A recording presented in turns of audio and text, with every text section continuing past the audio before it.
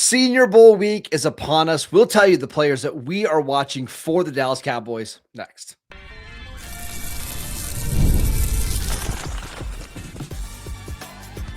You are Locked On Cowboys, your daily Dallas Cowboys podcast. Part of the Locked On Podcast Network, your team every day. Welcome back to the Locked On Cowboys podcast, part of the Locked On Podcast Network, your team every day. We'd like to thank you for making us the #1 sports podcast network. I am your host, Marcus Mosher. He is Landon McCool. And on today's show, we are previewing the 2026 Senior Bowl. Landon, it's one of my favorite weeks of the year. And it's not just because I'm snowed in and there's nothing else to do, but I really do get excited to watch these prospects because it's the last time we're going to see them on the field with pads competing against each other until they're drafted. It's always a big week for the Cowboys, as you know, almost every year they at least draft 2 or 3 of these guys. Last year we saw Donovan Ezraku have a big week at the Senior Bowl. Shamar James put on a nice show. Cowboys drafted him in the 5th round. It's a big week for Dallas. Yeah, I mean, it's a big week for the draft in general. I think it's just such an incredible event to be able to get such a great look at these guys actually performing in pads. I mean, we talk about all the kind of pre-draft stuff that used to go on and all the kind of underwear Olympics that happened at the combine, but to get these guys in a situation where they're working with uncommon opponents, uncommon teammates. They're working with NFL coaches. They're working in unfamiliar offenses and defenses. So you get an opportunity to see how these guys kind of take in information. It's just really, really important data gathering that happens this week. And I just feel like it's an incredible opportunity to get like a measuring stick on where these guys are as prospects when they, get to go line these guys up, and you don't have to dig through hours and hours of tape to see good on good. You get, a week's worth of practices to see it.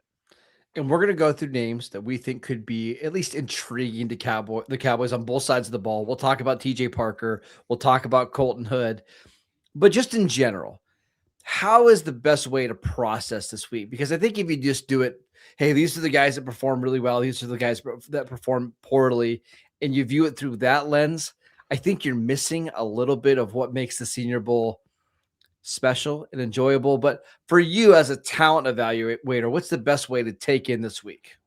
Well, first of all, we talked about this before, and it's the same with training camp. Is you're looking for drum beats. You're looking for guys that consistently are popping off the field, off the film. You're just kind of taking it all in. You're seeing the guys that you feel like have excellent reps. You're taking note of it, and if they start to repeat the process against multiple of these guys, you know that you clearly have something. I think it's very easy to see, some of the guys.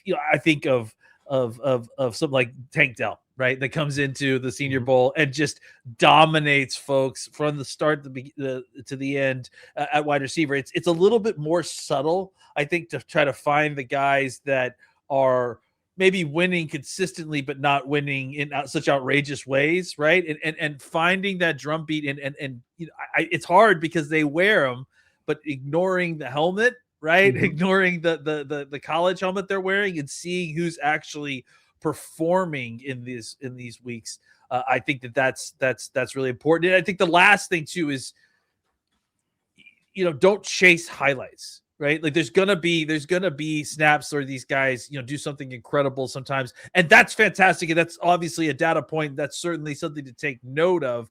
But it doesn't mean a lot if that's like the only thing that they do that week, or like it's a lot more meaningful when Aaron Donald is burying every single guard not named Zach Martin at the Senior Bowl than when it's one highlight reel of him putting someone in the dirt, but then him getting his butt kicked the rest of the week. So I think there's a tendency to see these highlights get tweeted out in social media and the kind of harp and focus on the guys that have the big flashy ones. but it's the guys who consistently across multiple opponents that are showing you a high floor in these situations that usually kind of are the folks that are the successful pros that come out of the Senior Bowl. I have so many thoughts here, but a couple of things. Let's go like by drill. One of the drills that you'll see the most commonly posted on social media from someone including like myself is the wide receiver versus defensive back drills. Yeah. And I get so irritated with the people. I'm calling them TikTok routes, where you're doing 5 different moves off the line of scrimmage. And then after 6 seconds, you finally get open and you catch a pass. Okay, that's great. That doesn't translate at all. And if you're like a slot receiver or an outside receiver and you're running this big in-breaking route and that's how you're creating separation, and yeah, you caught a pass, that doesn't mean that you necessarily won that rep. Same for offensive line, defensive line, Landon. Like, if you're a defensive tackle and you take this big wide angle, try to get to the quarterback, you might have won the rep on Twitter, but that's not how the drill is designed. So keep all of that in context when you're watching these practices and you're watching these drills. Well, and I think the opposite is also true. Like, you have to understand the natural advantage that the offense or the defense has in these situations. Yes. Any opportunity, like especially with like the offensive line and the defensive backfield, those are units that work in conjunction with the other players to collectively block up a scheme or collectively cover pass routes, right? So any opportunity, I mean, not that you don't get one-on-one situations, of course that's a thing, but usually corners get some help, or they are playing leverage to one way because they can funnel guys going into some help or something, and they don't get that opportunity. So my point being that if you do see a defensive back, like, I mean, I'll go to Quinyon Mitchell, right? Like, who comes in here and is shutting guys down in obviously in the team drills, but also in the one-on-one situations where they have a natural disadvantage, or an offensive lineman who, is Gray Zabel from last year. Gray Zabel dominated everybody he went up against in every single one-on-one situation. And that's pretty rare for a guard. And for him to do it against all of the top competition showed you that he was going to be a high pick. And I think he went 18 to Seattle. He's already their best offensive lineman. Yeah, and I think it's you just have to understand where the natural advantages are on these drills. Understand what the drills are. Understand like their kind of their analogy for what's actually playing in a real life game, and then kind of weigh their performance based on that fact, right? If a wide receiver is beating a guy, like you said, with TikTok routes, which is very much what you're seeing, like these guys making 4 and 5 moves off the line, which is just not going to happen in an NFL game, then it's probably not as useful as a rep as a guy who is just running a simple 8 route, but is able to use kind of pacing and his ability to be explosive out of his route to create separation by running a natural route, not by just going crazy and taking advantage of a natural advantage you have over the player because of the nature of the drill. Last thing, there's always the little things that you can watch in these practices that aren't even necessarily the one-on-one drills. There was a player a couple years ago who came into the process thinking he was a first-round pick, had a good day of practice on Tuesday, didn't practice on Wednesday and Thursday, ended up leaving the Senior Bowl because he thought he accomplished everything, fell to the 4th round because he kind of showed up there, was a little bit lazy. He was cheating on some of the drills as a pass rusher, trying to jump the snap. Watch out for that kind of stuff. And you'll notice it the more you watch these guys trying to cheat drills, guys being lazy. That's for a lot of these coaches. That's what they want to see, is how are these guys interacting with coaches? How are they interacting with teammates? Are they a good teammate? Are they disrupting practice? Are they throwing balls around, after a drill? It's the little things like that, believe it or not, they could end up, making a guy go around earlier or later than what they should. Well, that's the kind of evaluation that these coaches and these front office guys really get out of the situation, right? An opportunity to work with these young men and see how they handle being professionals, being someone who's doing this, for their job. This is an interview. So guys who don't understand that, maybe they're not bad football players. Maybe they're not bad football players, but maybe they're also not mature enough to kind of reach their full potential quite yet. And that's just not that you take them off your board, but it's just another data point to have.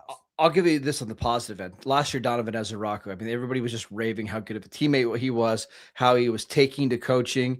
and Cowboys drafted him, and he had an awesome rookie season. I mean, he played really well at the Senior Bowl. He was already established as a top 50 pick, but I think you came out of Mobile last year feeling very confident, even at Ezuraku's size, that he was going to be a productive player in the NFL because of how he worked at it, because of how he handled coaching. That's what this week is really for. But later, let's talk about some players that we are excited to watch who could fit the Dallas Cowboys in their draft plans. We'll get to that next. This episode is brought to you by Game Time. There's nothing like being in an NBA arena, the crowd, the energy, the moment. But getting tickets, that can be the hard part. It's not so simple. But that's why Game Time has become the go-to app for scoring tickets fast without all of the hassle. It puts the advantage back where it belongs with the fans. I love going to NBA games. There's just nothing like it, especially when there's nothing going on in the winter. One of my favorite things, though, is you can see exactly what your seats are going to look like in the arena, in the app before you buy. So take the guesswork out of buying NBA tickets with Game Time. Download the Game Time app, create an account, and use promo code LOCKEDON for $20 off your first purchase. That's promo code LOCKEDON for $20 off. Download the Game Time app today. And remember, it's gametime.co, not .com. That is gametime.co, not .com. This episode is brought to you by FanDuel. It's the last call for football on FanDuel. One final Sunday, one last kickoff, the final chance to get in on the action before the NFL season officially comes to a close. This Super Bowl 60, and FanDuel is making sure that you are right in the middle of it with a special offer just in time for the biggest game of the year. Whether you're backing the favorite with Seahawks or riding with the underdog Patriots or building one last same game parlay, this is the game that everyone's been waiting for. And this is where predictions turn into plays, stats turn into storylines, and every snap just feels bigger. If you're a new customer to FanDuel, bet just $5 and get $200 in bonus bets if you win. Make it count, because after the Super Bowl, we've got 8 months until we get more NFL action. Last call for football on FanDuel, the official sportsbook partner of Super Bowl 60. Visit FanDuel.com to get started. Welcome back to the Locked On Cowboys podcast. We'd like to thank you for making us your first listen every single day. If you haven't done so already, check out the new Everydayer Club. For just $5 a month, you're going to get ad-free episodes to the Locked On Cowboys podcast and so much more. Just visit lockedoncowboys.supercast.com or tap the link in the show notes to learn more. All right, later, let's talk about the defensive prospects here in Mobile, because that's where the Cowboys' attention is obviously going to be. Who are some of the big names that you're going to be keeping an eye on? Well, this guy is not necessarily a big name, but I just noticed that he was on the list, and I was not aware that he was going to make it, so I'm excited about it. Chris Johnson, who is a cornerback from San Diego State. Good call. He's a guy that I have been a big fan of in this process. I got onto him early on through a recommendation. Big guy, 6'02", he's rated at 190. And I just love the way he plays. He's physical. He can play press. He can play man if you need him to. I think he's more so the physical profile that the Cowboys have gotten, as we've talked about in the past with Will McClay. I'm excited to see what he does out here against some serious competition. I think these are the kind of guys, right? Like the guys who maybe have been playing Division I football, but not against like upper tier competition. And now you're getting an opportunity to see them, get some of the SEC, the Big Ten, those guys and see how they hold up. He's super productive, by the way. I think he had 4 interceptions his senior year. He's had a bunch of forced fumbles. So this is not the best group of wide receivers that we've ever seen at the Senior Bowl, but it's going to be a step up in competition. I wanted to mention a corner, Colton Hood, who was actually mocked to the Cowboys by Daniel Jeremiah at pick number 12 in his first mock draft of the year. I think Cowboy fans were surprised to see that. But this is a big week for Colton Hood. And if you haven't watched this tape, this is a physical press man-to-man cornerback who actually kind of fits the mold that I'd like to see Dallas get. Like these guys that are really tenacious. They're physical. He'll play and run support. He doesn't mind tackling, but it's a big week for him because I think one of my concerns for him is he gets a little grabby in situations, especially at the the top of routes, and he's going to get a ton of opportunities this week to show that he can play one-on-one coverage on the outside. I can't wait to see it. Yeah, I mean, just an interesting situation. I mean, obviously with the injury of Jermon McCoy the previous season, it was kind of always thought that he would be, him and McCoy would be 1A and 1B once McCoy came back. McCoy never came back, and Colton just played out the whole season and put out a lot of really good tape. And you mentioned, I mean, he's aggressive, he's physical. Ultimately, what that does mean that you're going to get some defensive, some DPIs, some holding, right? That I think that's kind of the thing that you watch with him. But I think, this is going to be a great week for him to get an opportunity to kind of practice that trade, apply his trade a little bit more.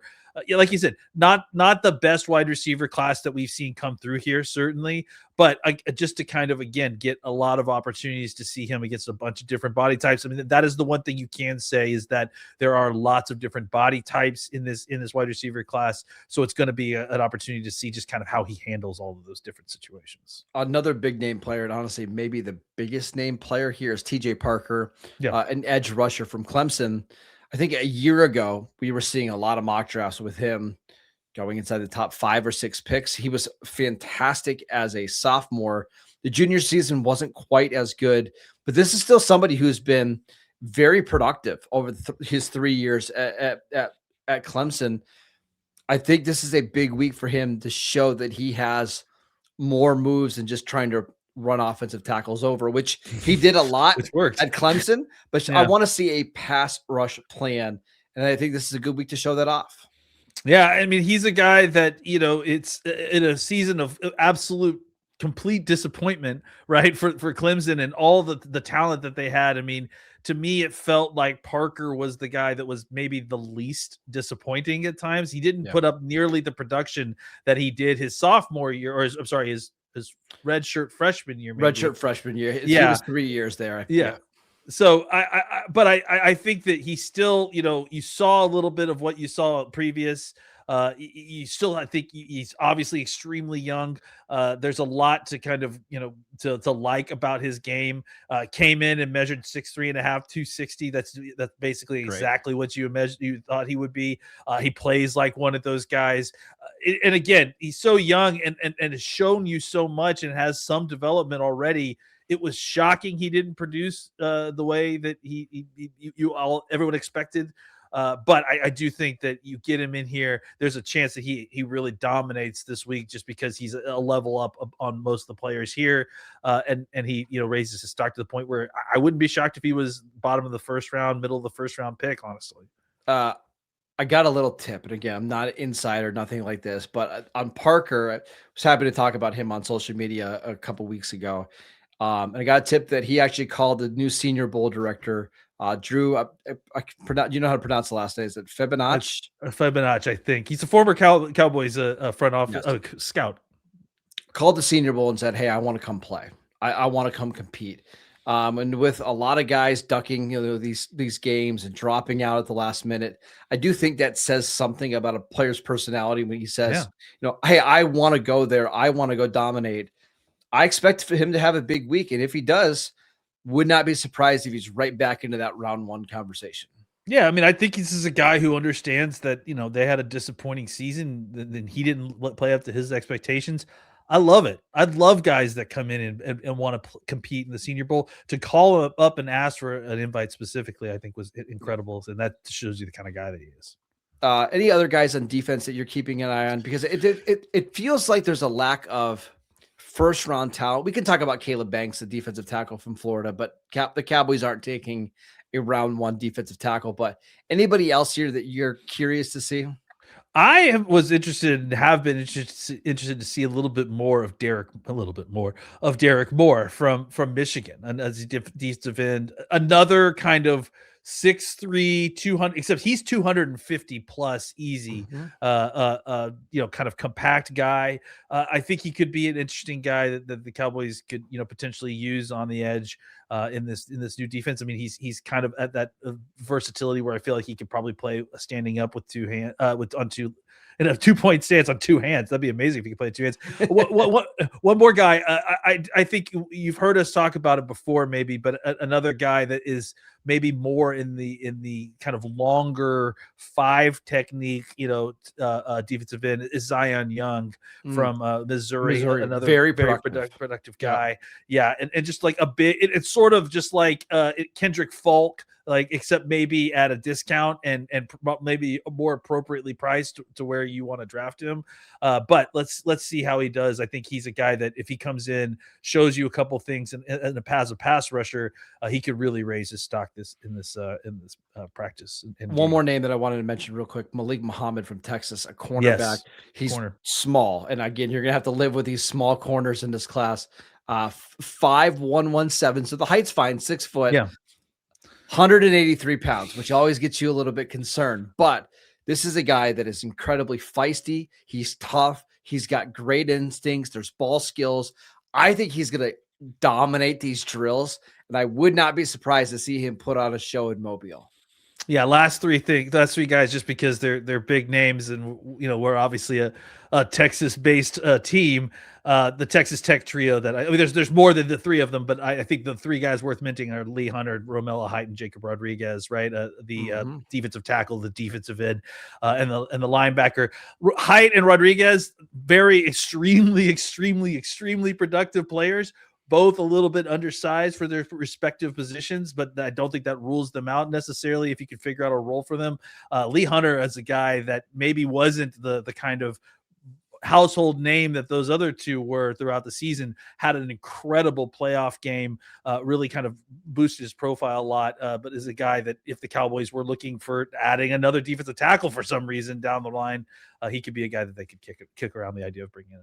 Now, the Cowboys probably aren't going to spend any premium picks on offense. However, this is a good class to grab some day 3 talent. We'll tell you the players to keep an eye on in Mobile next. Hey, it's Matt Derry from the Locked On Lions podcast. The people I love depend on me. If I'm gone, the financial responsibilities don't disappear. I didn't want my family figuring things out during the hardest moment of their lives. That's why I knew only one place to go. I chose life insurance through my friends at Ethos.